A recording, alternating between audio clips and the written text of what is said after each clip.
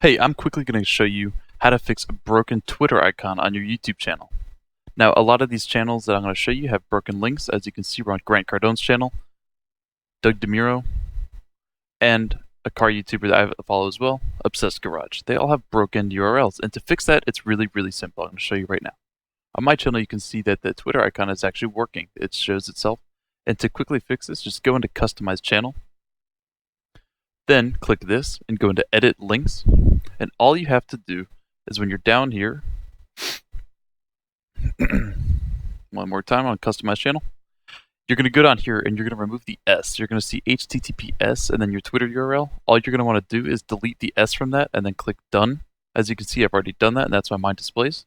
And bam, it should work. You should be set to rock and roll. On a side note, folks, if you need help with any digital marketing efforts, please check out my website, LeFeverSolutions.com. I'll drop a link in the description. Thank you.